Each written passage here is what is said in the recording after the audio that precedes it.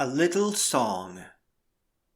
To show you how easy it is to learn when you are having fun, in this strange poem, we will be making a minimalist song together. It won't be the most beautiful song, as that would take a couple days, not hours, but it will be a good start. We will be using some unusual strategies to smooth out the learning curve so that our experience is fun.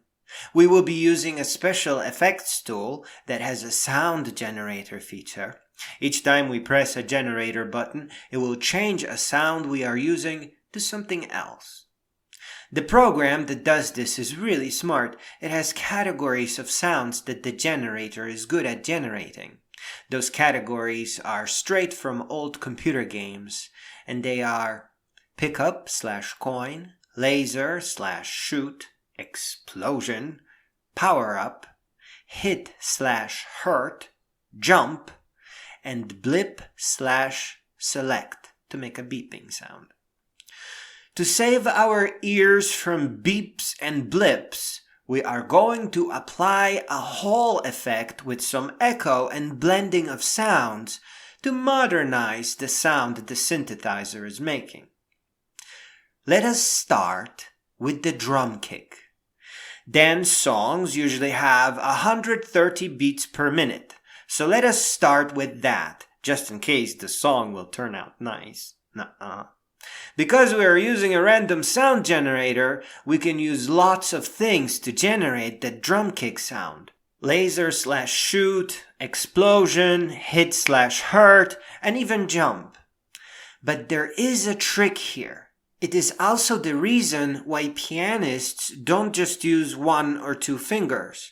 Pianists play multiple keys at the same time to create a richer sound called a chord. And we are going to do the same thing. We are going to mix laser/shoot and explosion and hit/hurt and jump until we have a good sounding oomph. Here is an example of a very plain kick.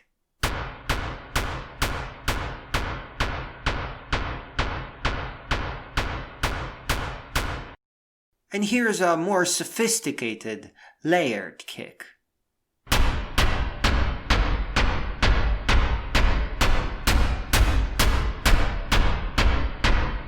Now, a kick by itself is extremely boring, so let us add a clapping sound to it. It's very important.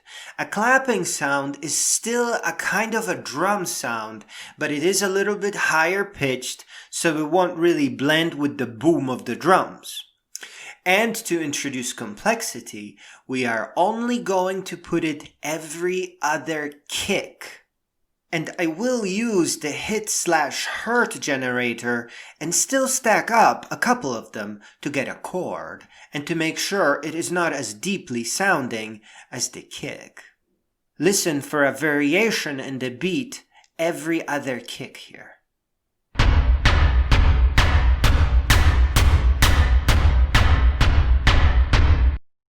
Now, with the clapping sound breaking up the monotony of our drum, we will add a hat sound. Hats are those strange copper hats that drummers have next to their drums. Unlike the clapping sound, which is every other beat, we will add the high-pitched hat sound on beat and between beat. It is going to be all over the place. Hats give our song energy.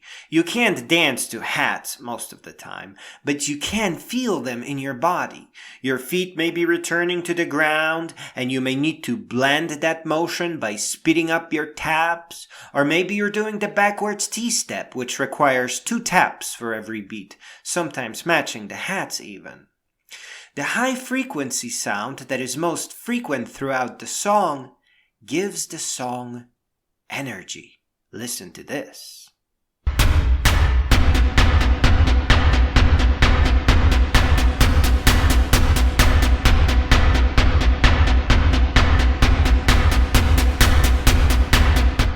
Now this is all nice and square and easy to explain and visualize even. But a song has to live. It cannot just clone itself all the time. So now that we have the kick, the clapping, and the hat, we have to alter, modify, warp the kick. Now the song will begin moving. The kick will be out of line, but also it will catch our ear and make our body move. Check this out.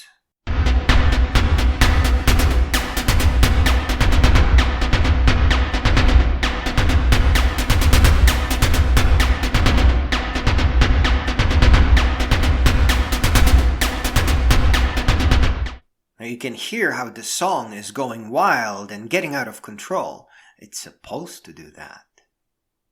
Overall, our selection of instruments and that little variation gives our song energy, life, and almost gives it a soul. But that is not yet enough, because the song has to breathe. It has to inhale and exhale. And that means we have to simplify something, that we have to open the window to let the air in, and then we can resume. And then before the outro, we have to open the window again. From our perspective, that just means simplifying and modifying the existing beat. Check this out.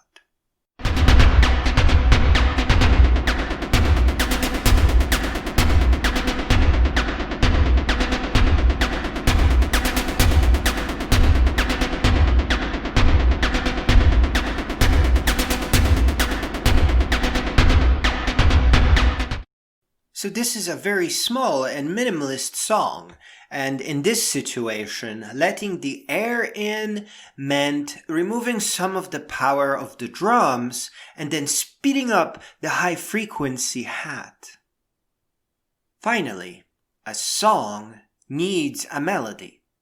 Where the backbeat that we just created is something that you tap your foot to while the song is playing, a melody is something you would whistle after the song got done playing.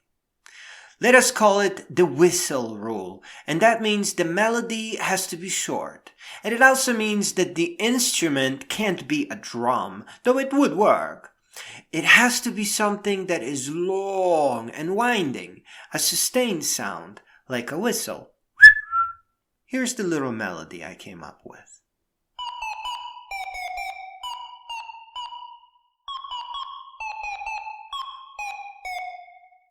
I also created a little chirping variation of the melody, and I repeat it several times with 3 different instruments.